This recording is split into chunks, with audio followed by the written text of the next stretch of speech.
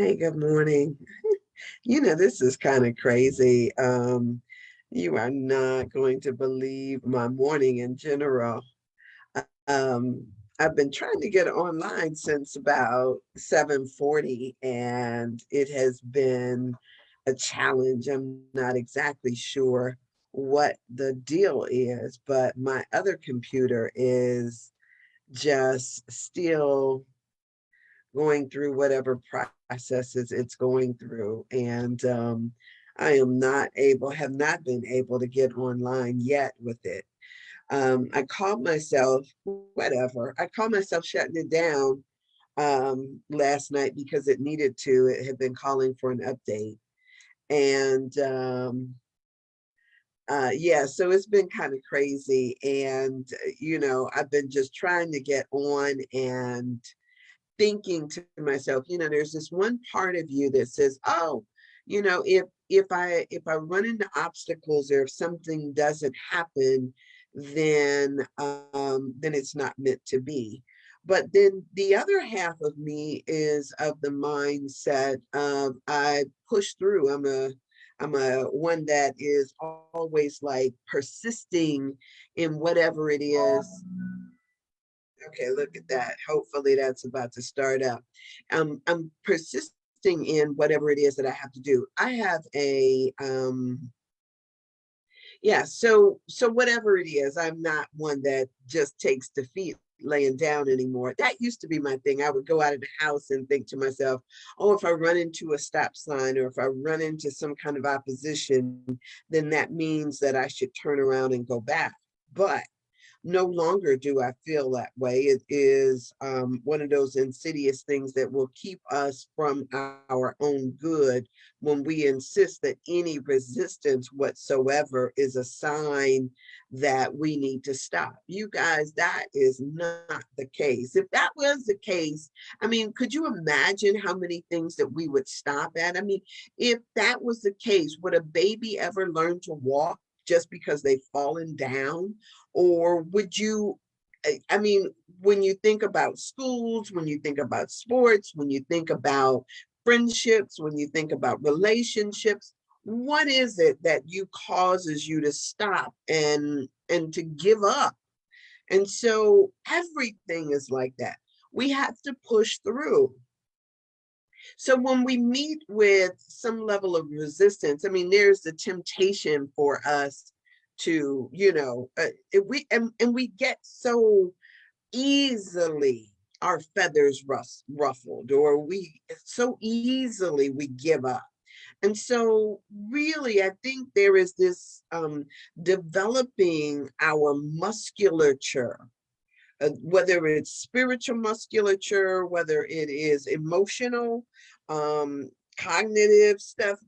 In order to develop, we have to push against resistance. I mean, isn't that how we develop our muscles? I mean, who would have thought that push-ups would give you clarity and shape and all of that stuff, but you see the good that it does in your body and in your mental house when you push back beyond resistance. When you see how good it works, then you stop giving into this notion that, oh, I need to just go somewhere and sit down. And so often, whatever it may be, we have this tendency to I think it's our mind. Our mind tells us, well, go somewhere and sit down, or it wasn't meant to be. Oh, no, no. You wouldn't have the desire in your heart if it wasn't meant to be. And sometimes you just need to develop those muscles by pushing through. Think of the resistance as the blessing. Think of the resistance as telling you just to prove that what it is that you desire, you are worthy of it. As a matter of fact, in nature, it's always I love watching nature, right?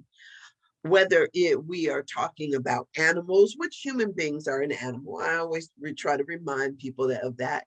Whether we're talking about animals, whether we're talking about, nature, whatever it is, I am really amazed. I hear cats out here fighting or dogs fighting, and what they're fighting over is this ability to procreate. I mean, but when you look around, you see new life all the time. You see babies, you see that people, even breaking an egg is an act of pushing through. A butterfly coming out of its cocoon is an act of pushing through. Life is not meant to be easy or without resistance.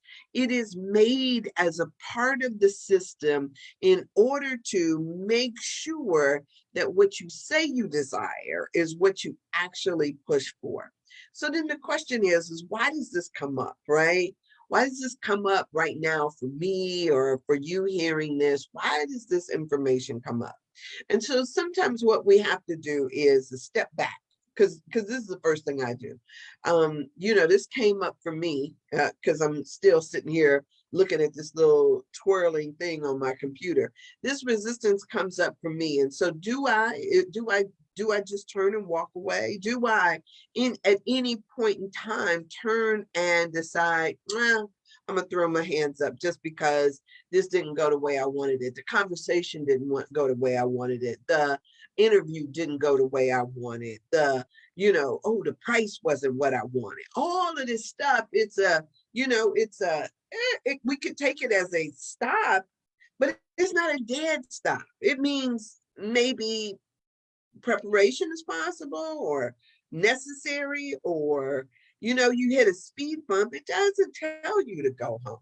That's not what it says. You make the choice.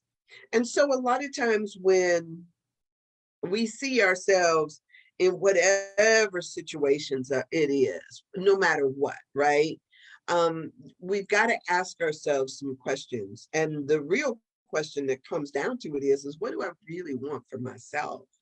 Right? So if what I know, and I'm just saying this for example of me watching this thing spinning around, talking about 0% complete, whatever. What I know is that I have a value in showing up, right? I have a value. I get blessings too, right?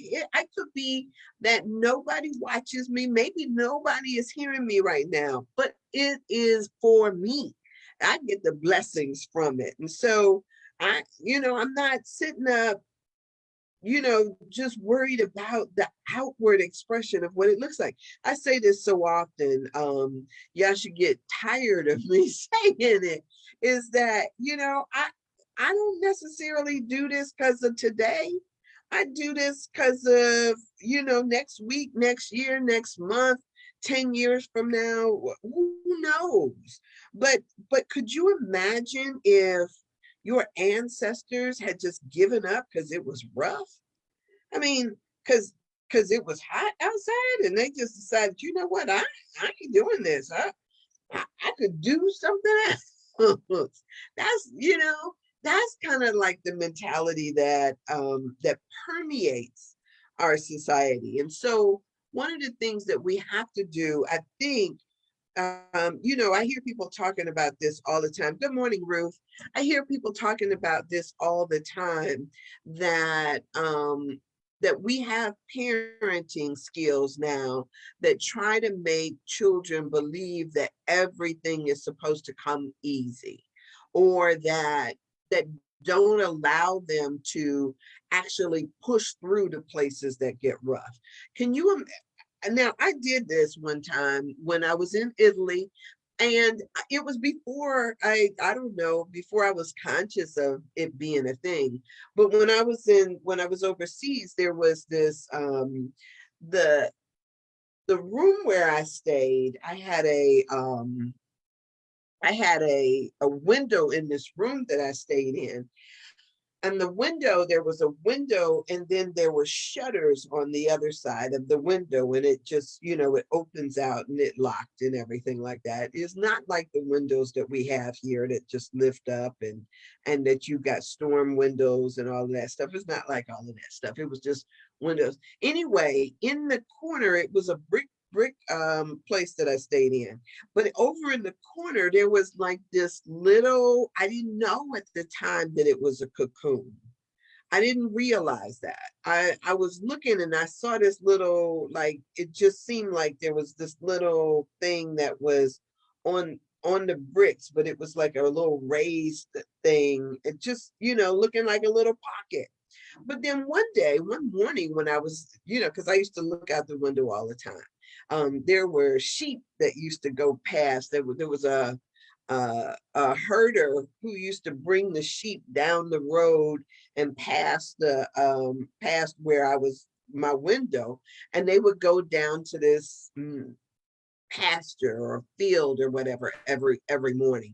And so I used to get up, look out the window, stand in the window, whatever. So I noticed this little raised thing there. And then one day, all of a sudden, it's like I could see that something was trying to get out of it, right? You see the little things coming out, and they're just kind of like around the side and trying to push through. And you know how that is. You want to help it. I decided, let me help this thing. And so I'm going to create a bigger opening for it. Well, I didn't realize that it was supposed to struggle to get out, that was what the butterfly does. It came out looking more like a moth, I'll be honest with you, because it still came out, but it was deformed. It was not how it was supposed to look. And so when I later learned about a little bit about, it's the struggle that pushes the blood back and through the wings and develops it, then I understood, like, oh, now I got it. And so if we are doing that with our kids, if we are even in our relationships, sometimes what we do is we have a tendency to overreach. We are busy doing everybody's work and not requiring, or not even that we're requiring, we're not allowing the naturalness to just, let's see what happens here. We don't, and then we wonder why is it that this person doesn't do this or doesn't do that? Well, maybe it's because you're so busy trying to, what is it? Maybe you overreach it. That's basically what it is. Maybe you overreach. And so in overreaching, other people do not have to develop their muscles. In overreaching, somebody else does not have to struggle with their issues or see that they can do it. And then we don't understand how we handicap people. I've known people who, raising their kids, they wanted to make sure that they didn't ever have any obstacles. So they did, and there's nothing wrong with that, right? Say, for instance, if you got a kid that's in college, okay, I get that there's certain things that you want to do to help support that. But when that support then becomes a crutch or a liability, or not allowing that person to do what is necessary, then it becomes a hindrance. So I had a friend of mine who, his son couldn't catch no bus. Woo, woo. I mean, it was just like, not my child. And so you know, as things would have it, it was always, yeah, not my child. So when, whether this dude, grown man, needed to get someplace, it wasn't as if he knew how to make it happen. Sometimes it is what makes a person want to go out and buy their car if they don't ever have to struggle to get someplace, right? It's and this is an aside, but little kids that'll tell you, That's not my job, that's mommy's job." Whatever that is, that's mommy's job. Yeah, dude, you better get your butt in there and figure that out, right? We just do too much. We do too much sometimes. And And we never allow people to have the ability to grow into their own possibility. So sure enough, yeah, sure enough, it is now saying 100% complete. Let's see if it's 100% complete. Let's see if I get to to turn on my other computer and have my thing. But I tell you, I am one of those people that doggone it, let's make this happen. Let's do it. I always talk about this, me being my mother's child, and my mother was always resourceful. She was one that could pull a rabbit out of the hat. I don't care what it was. She gonna make it work. And so I try to it channeled that energy through me at every instance. So if I had to go online on my phone, or if I had to, I started going online on my phone, and then I was like, oh, I got this other, my laptop sitting here. Why not? Right? Why not? And so it just becomes about making things happen. So, it and one monkey, they say, don't stop, no show, right? And so what's the thing that you let get in your way? So I still have a lot of things that I'm working on to prove. So whether it is working on my book, that has absolutely nothing to do with anybody except for what my desire for me is. So it is whatever obstacle comes up, whatever stuff gets in the way, let me do the best job that I can, not be rushed, not get caught up in all of that stuff, but let me do that. Let me make that happen. If it's whatever it is, let me push beyond what I thought I could do into something else. And sometimes it does not always look perfect or like the way that we want it to, but to do it anyway. That's really the goal. Just do it anyway. And sometimes your stuff that you think is crap is other people are just looking like, whoa, right? That's good. You ever see that? That your mediocre is somebody else's idea of that is amazing. And so stop judging yourself. That's part of it too. We are so busy judging stuff, judging our own thoughts about it, whatever that may be. Good morning, Greg. How are you today? It's good to see you here. That is absolutely fabulous when we start just doing what it is that we desire to do because we desire to do it, right? No other, nothing. It looks like my computer is back up, but no other reason other than that, just because we desire to do it. So a lot of times we put our own blocks up, right? We put our own blocks in the way, and our own blocks could be, whether we think we've got the perfect clothes, whether we think we got the perfect car, whether we think somebody else is judging us or looking at us. There's so many things that stand in the way and stop people from doing exactly what it is that they desire to do.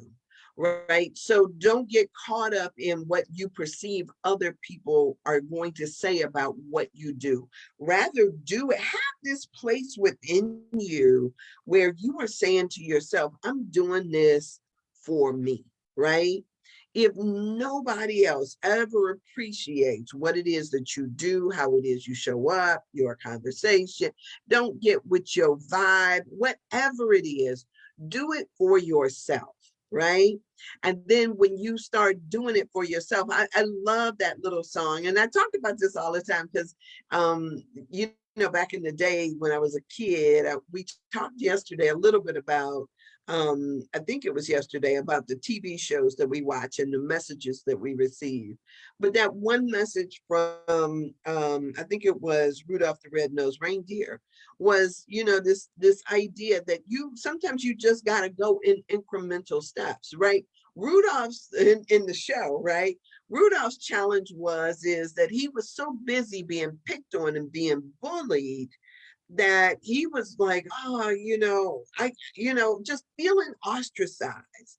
And a lot of times we have gone through life feeling ostracized. It could be just because, because of people of color, because of circumstances, where you grew up, whether you were athletic, whether you were smart, whether there was nothing in particular about you, whatever it is, we have all probably gone through moments where we felt ostracized. Even me, right? I used to be pretty popular, right? Relatively popular in school. But there were moments where I felt as if I was what did I call myself? I used to call myself the ugly duckling. I mean, believe it or not, because in my family, I felt like I was. I felt like I was the misfit child, that misfit toy. And sometimes it could just be psychologically that we do that to ourselves. Maybe that is a part that we all have to play. Maybe part of growing through and finding your own your own feet, your own legs up under you, means that we go through those moments where we don't feel as if we are apart. And so in the story about Rudolph, Rudolph was feeling like, nobody wanted to be with him. Nobody wanted to play with him. It's the story of David, in the Bible. I mean, there's so many things. A lot of times these stories just repeat themselves with different images, with different ideas and all of that stuff.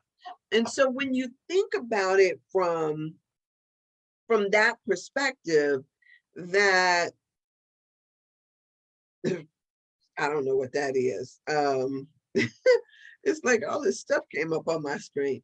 So we see things, and it goes through all of these different gyrations and all of these different images. And so if we just push beyond that, and when nobody else believes in you, you believe in yourself. And I don't know what that could be about, but just show up and do what it is that you are to do, not get caught. And so, I was, I see people all the time who are so busy, they're paralyzed by what they think other people will think and say, but we just got to do what it is that we do. And then when you start doing what it is that you're supposed to do, you don't have time for all of that other stuff. You don't have time for what the neighbors are going to think, or trying to buy something to prove to somebody. All of this stuff is the psychological programming that people have done on you. The psychological programming that says that you are not enough. Well, guess what? Yes, you are. Yes, you are. You are perfect just as you are. And so when you get that, man, watch out. Watch out, right? And this is not about, to me, it's not about, proving to somebody else. It's not about the house or the car or the clothes or all the outward stuff, but rather about living in your fullness and in your truth. And what does that mean, right? I was listening to the guy who wrote that book, Sapiens, who I don't know about y'all, but when I find people that I like, I really try to go deep into some of their work. It's not like yeah, I can look at them on the surface and just say, oh, they wrote this one book and I'll read this one book. But really, I started trying to go wide with them, right? So Yuval has different interviews and all of this other stuff out there. And even though he's a historian, people talk to him about the future, because what he says is that a historian, all historians do is that they watch the changes that occur. And so because he watches changes, people are constantly going to him about the future and what could possibly happen in the future. So on this particular thing, they were talking to him. And as he was talking about, some of the ideas that we have that he says that are given to us through media, he says, when people go and they start looking for answers, right? He says, why is it that people have the notion that in order to have a peaceful spirit or a peaceful soul, that you need to fly halfway around the world and go sit in a room with 1,000 other people to have an awakening that you could have had in your own closet at your own house? He's like, we go searching for, because that's the narrative that we have been fed, that somehow where you are, what you have, who you are is not enoughness. And he says, if I can convince you that it's not enough, then I can convince you to go out and spend all this extra money. I can convince you that you need something in order to make you better. You need a new car, or you need new clothes, or you need a diamond ring, or you need, a perfect meal, or you need a chocolate diamond for Valentine's Day, or you need. He says with your attention, I can convince you of you are not enough, right? God is enough. Yes, right, right. But people don't have the sense that they're enough. They have this sense of inferiority. And so they are always grappling and grasping and trying to find something else. And that's how capitalism continues to work. Because if I can convince you that as you are, you're not enough, then you will spend all kind of money trying to figure out how to be enough. And so it's getting out of the roller coaster, getting out of that emotional trip that tries to convince you that there is something else, right? That there is something more that is needed.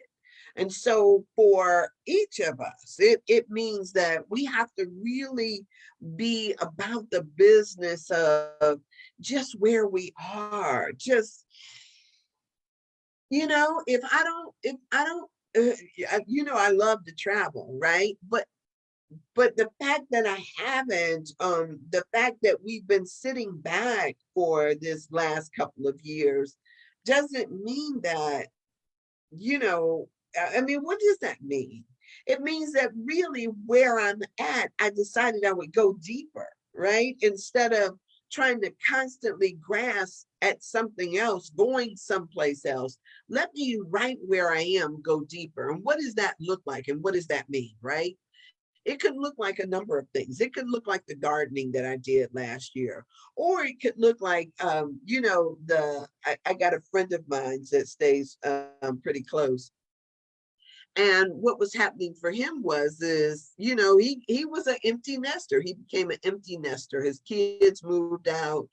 The pandemic hit, and he didn't have, he was having this thing where I guess he was not having any interaction. So guess what he did? It was so funny to me because I was thinking to myself, like, oh, that's a great idea. Now the woman around the corner does this all the time too.